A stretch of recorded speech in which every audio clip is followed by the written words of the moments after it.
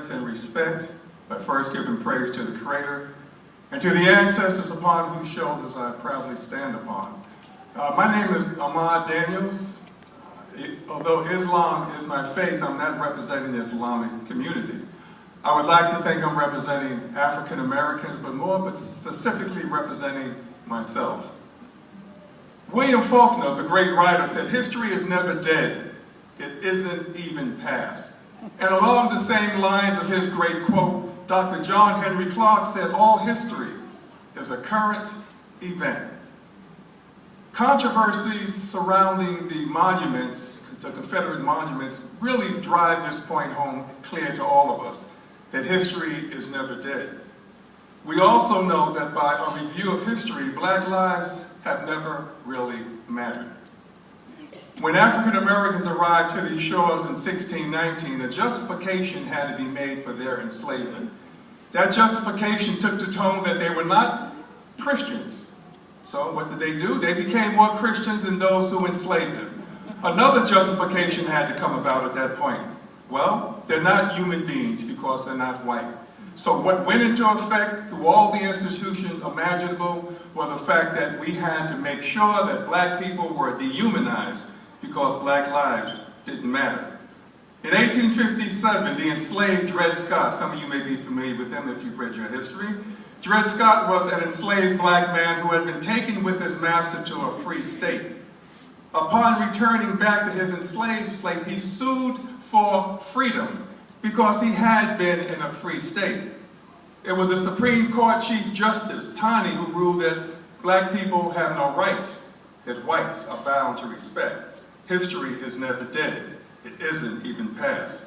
In 1896, the Supreme Court ruled separate but equal is constitutional, and America enters into a period of apartheid. I know you've all heard the word apartheid before in South Africa, and America had the same thing, a legal separation of the races. History is never dead, it isn't even past. In 1954, the U.S. Supreme Court ruled separate but equal is no longer constitutional. Yet political oppression, economic exploitation, and social degradation remains pervasive. History is never dead, it isn't even past. In 1967, the Urban Rebellions, I hope some of you have taken the time to see the movie Detroit, and hopefully the documentary 13. In 1967, the riots take place in Newark and Detroit, and the Kerner Commission concludes, and I quote, "America was moving towards two societies, one white, one black, separate and unequal. History is never dead. It isn't even past." Fast forward to contemporary times in the interest of time, and there was blue on black shootings and the rampant continued spreading of white supremacy. Many of us remember names like Michael Brown, Freddie Gray, Eric Gardner, Philando Castile, etc., etc.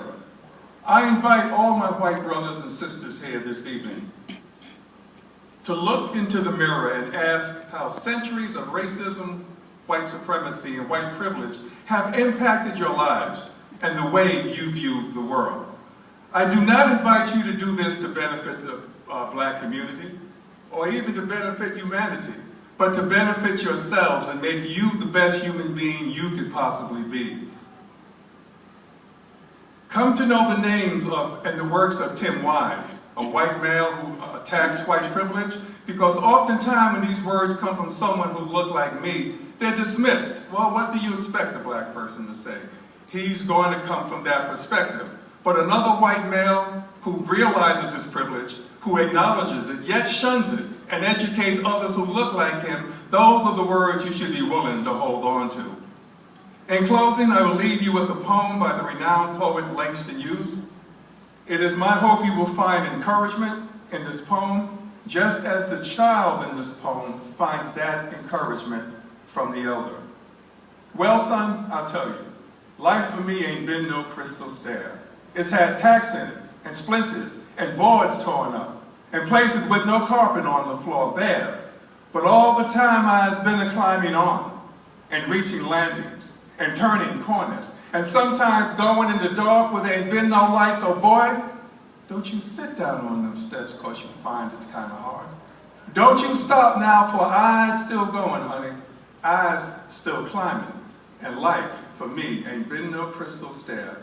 Life isn't a crystal stair. When we let go of our white privilege, life is not a crystal stair, but we find something deep within it when we let it go. We enter the family of humanity, and invite all of you this evening to do that if you have not done so already. Thank you.